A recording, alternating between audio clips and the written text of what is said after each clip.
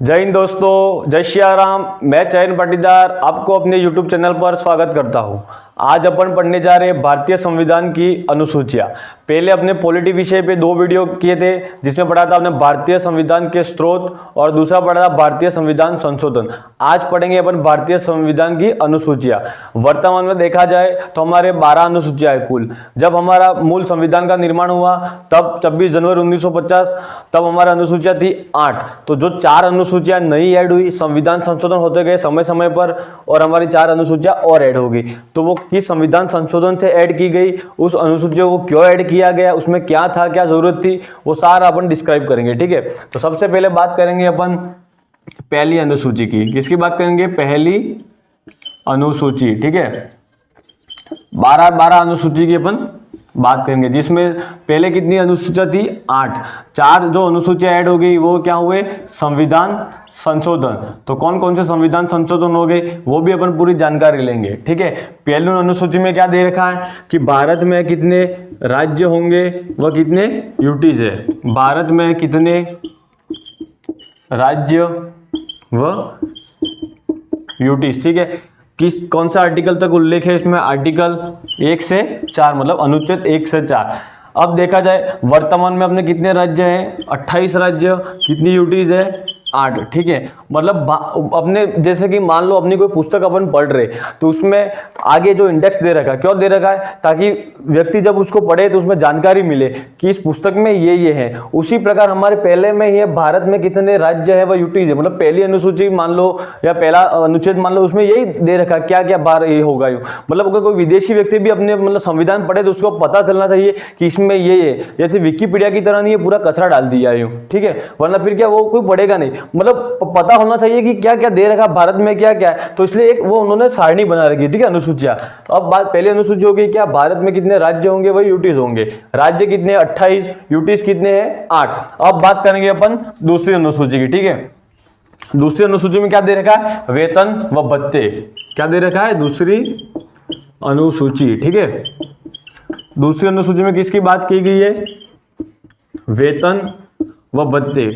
ठीक है, अपन इसमें ध्यान रखना कि दूसरी अनुसूची में वेतन भत्ते की बात की गई है। ठीक है, पर अपने को क्वेश्चन नहीं पूछेगा कि दूसरी अनुसूची में किसके वेतन की बात की गई है, वो पूछेगा किसके नहीं की गई है। ठीक है, वो अपने को जानना है। अब वेतन तो जैसे कि ले लो अपने एमपी हो गए, एमएलए हो गए, सारे इनके वेतनों की बात इसमें की गई है। लेकिन राज्यपाल हो गए, राष्ट्रपति, सारे। लेकिन एक मतलब पीएम जो है, माननीय प्रधानमंत्री जी, उनके जो वेतन भत्ते की बात दूसरी अनुसूची में नहीं की गई है। ठीक है, ये बात अपने को याद रखनी है कि पूछेगा किस मतलब दूसरी अनुसूची में किसका भत्ते या वेतन की बात नहीं की गई है। तो ऑप्शन में अगर पीएम आए उस पर टिक करना, ध्यान रखना, वरना टिक करके नहीं पीएम की भी है, सब एमपी एमएलए के दे रखी है तो नहीं। मेन बात क्या है? पीएम की नहीं दे रखी है। अब बात करेंगे तीसरी अनुसूची। देखो आप भी देखो, तीसरी अनुसूची देखिए शपथ। शपथ तो हुई नहीं, और पहले उन्होंने किसकी बात की? भत्ते और पैसों की। मतलब आप भी समझना ध्यान से। ठीक है, तीसरी अनुसूची। तीसरी अनुसूची में क्या दे रखा? ओथ, शपथ। क्या? शपथ। अब इसमें भी वैसा ही अपवाद है। शपथ कौन कौन लेंगे? वही लेंगे अपने न्यायाधीश हो गए, केग हो गए। ठीक है, प्रधानमंत्री जी इसमें शपथ लेंगे।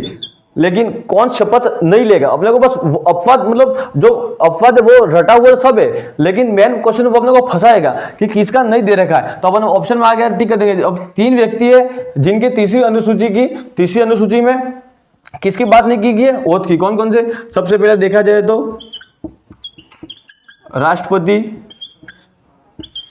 उपराष्ट्रपति व तीसरी किसके? राज्यपाल। ठीक है, इन तीनों का जो ओथ और शपथ जो है वो इन तीनों में नहीं दे रखा। ठीक है, किसमें दे रखा है? इनका अलग से आर्टिकल है। आर्टिकल कौन सा है? राष्ट्रपति का 60, उपराष्ट्रपति का 69 और राज्यपाल का 159। ठीक है, इन तीनों की जो शपथ का उल्लेख है वो तीसरी अनुसूची में नहीं दे रखा है। तीनों के आर्टिकल 60, 69 और 159 में दे रखा है। अब बात करेंगे अपन चौथी अनुसूची में। चौथी अनुसूची में क्या दे रखा है? तो राज्यसभा में सीटों का आवंटन। मतलब क्या? अपने जो 28 राज्य है, ठीक है, उनके बाद चौथी अनुसूची। ठीक है, सबसे पहले राज्यसभा सीटों का जो आवंटन होता है वो किससे होता है, किस आधार पर, जनसंख्या के आधार पर। वैसा नहीं है मतलब राजस्थान में राज्यसभा की 10 सीटें दे दो, उत्तर प्रदेश में 10 दे दो, एमपी में 10 दे दो, मतलब जनसंख्या के आधार पर वो डिवाइडेशन होता है, ठीक है। तो क्या होगा इसमें, राज्यसभा की सीटों का आवंटन, ठीक है। क्या दे रखा है, राज्यसभा की सीटों का आवंटन। याद कैसे करना है, चौथी अनुसूची, चौथी मतलब क्या, अपने चार लोग इकट्ठे करो, क्या बन जाएगी, सभा। अपने कोई होता नहीं कि 4 लोगों को बुलाओ, सभा बुलाओ, इससे याद रखना चौथी अनुसूची में क्या, राज्यसभा, सभा से राज्यसभा। अब राज्यसभा की सीटों का आवंटन है तो अपने को जानना पड़ेगा कि सबसे ज्यादा किस राज्य की सीटें हैं, राजस्थान की कितनी है। तो सबसे ज्यादा सीटों का जो सीटें हैं वो किसकी है, यूपी की, उत्तर प्रदेश, जहाँ के सीएम है अपने योगी जी, कितनी है, 31। और राजस्थान के सीएम अपने जो भजनलाल जी बने वर्तमान में, उनकी कितनी है, अपने राजस्थान की 10, ठीक है। अब बात करेंगे अपन 5वीं अनुसूची। 5वीं अनुसूची में क्या दे रखा है वो बात करेंगे। 5वीं अनुसूची जो अनुसूचित क्षेत्र व जनजातियां है उनके प्रशासन व नियंत्रण का अलग से दे रखा है, ठीक है। 5वीं अनुसूची, इसमें क्या दे रखा है, जनजातीय अनुसूचित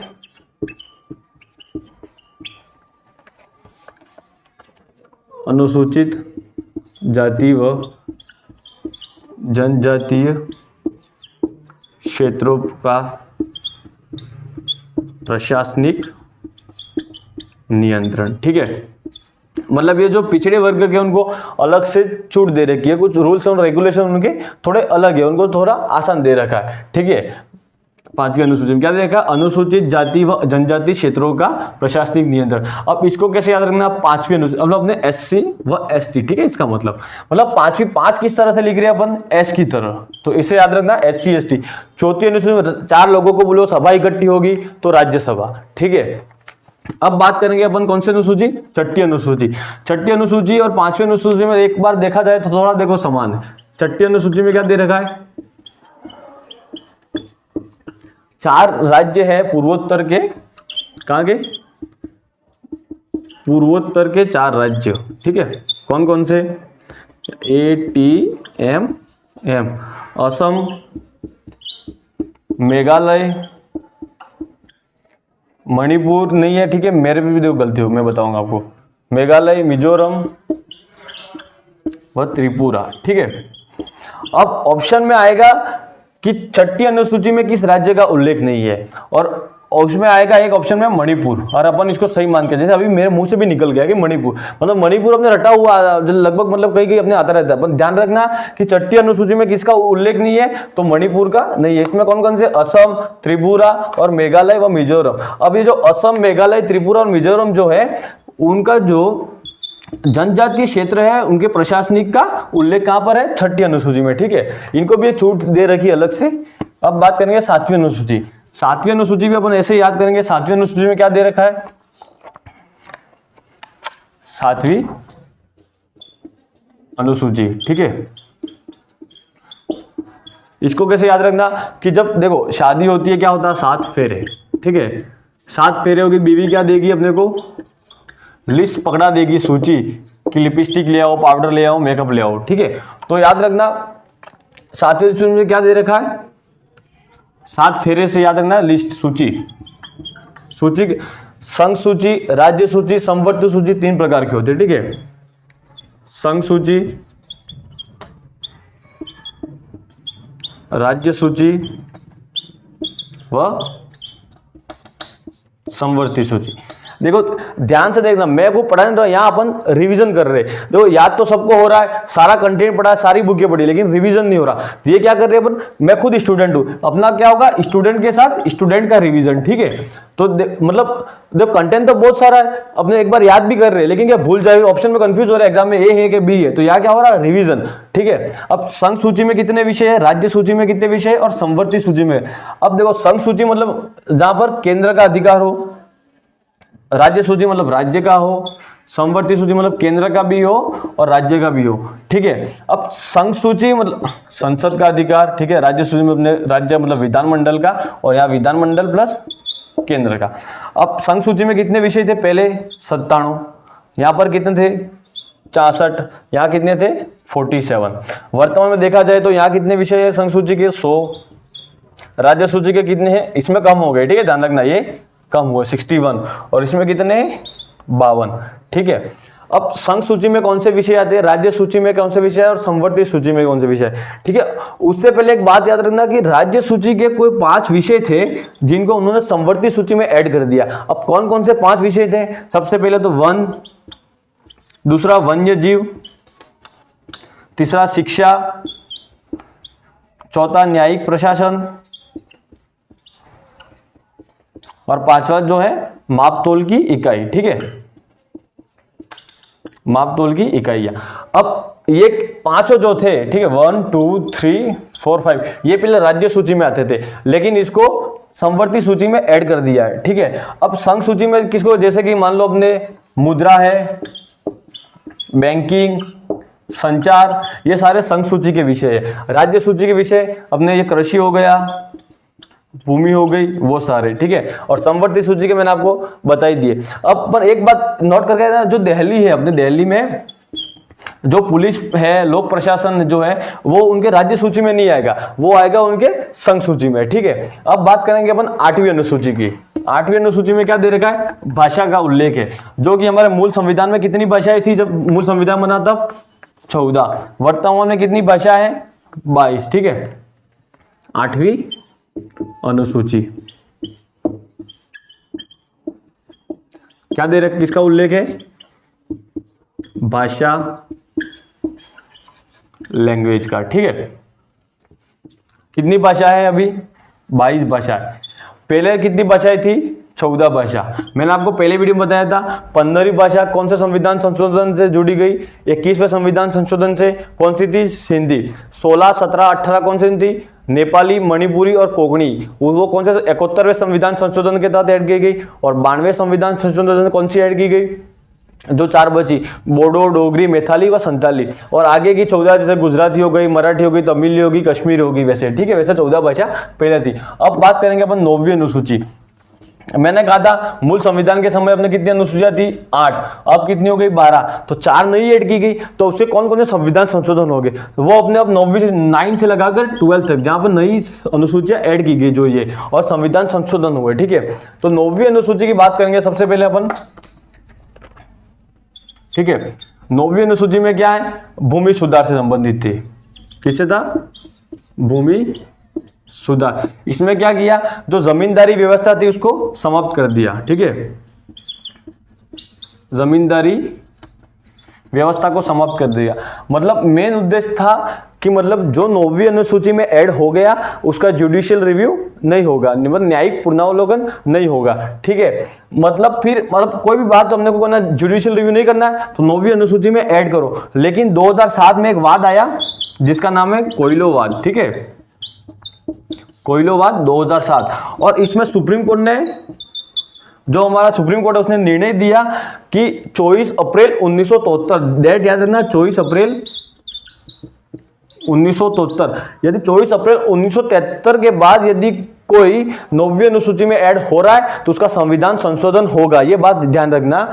मतलब 24 अप्रैल 1973 को सुप्रीम कोर्ट का निर्णय आया, मतलब अपने कोयलोवाद का निर्णय आया सुप्रीम कोर्ट का कि 24 अप्रैल 1973 के बाद यदि कोई 9वीं अनुसूची में ऐड हो रहा है तो उसका जुडिशियल रिव्यू होगा, उससे पहले नहीं होता।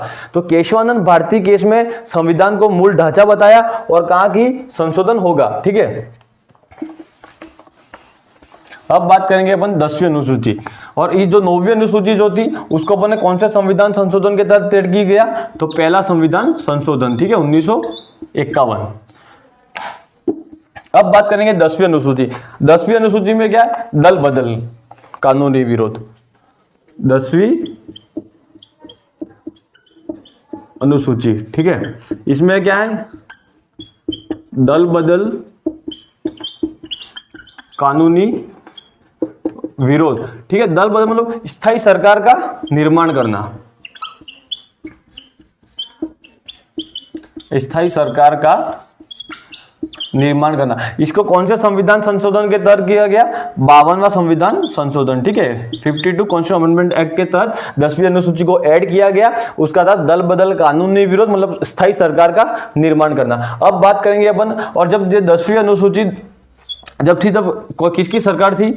ध्यान रखना, जब 10वीं अनुसूची को ऐड किया गया तब राजीव गांधी की सरकार थी। कभी कभी पूछ भी लेगा एग्जाम, राजीव गांधी जी की सरकार थी, ठीक है। अब बात करेंगे 11वीं अनुसूची और 12वीं अनुसूची। 11वीं अनुसूची और 12वीं अनुसूची की जो उल्लेख है उसमें क्या है? नगर पालिका और पंचायत का, जिसको 73 और 74 कॉन्स्टिट्यूशन अमेंडमेंट एक्ट के तहत लिया गया, ठीक है। 11वीं व 12वीं, ठीक है। 11वीं अनुसूची को अपने कहां से लिया गया?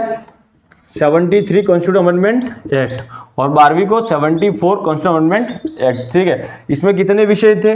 29। इसमें कितने हो गए? 18 विषय। अब इसमें किसका उल्लेख है 11वीं अनुसूची में? पंचायत का, मतलब पंचायतों के बारे में दे रखा है। और 12वीं अनुसूची में किसका उल्लेख है? नगर पालिका का, नगर पालिका। और जब ये 11वां और 12वीं अनुसूची ऐड की गई तो 73वें और 74वें संविधान संशोधन तब किसकी सरकार थी? पीवी नरसिम्हन राव की, ठीक है। पीवी नरसिम्हन राव की, ठीक है। धन्यवाद। वीडियो अच्छा लगा लाइक करें, शेयर करें, कमेंट करें। जय श्री राम।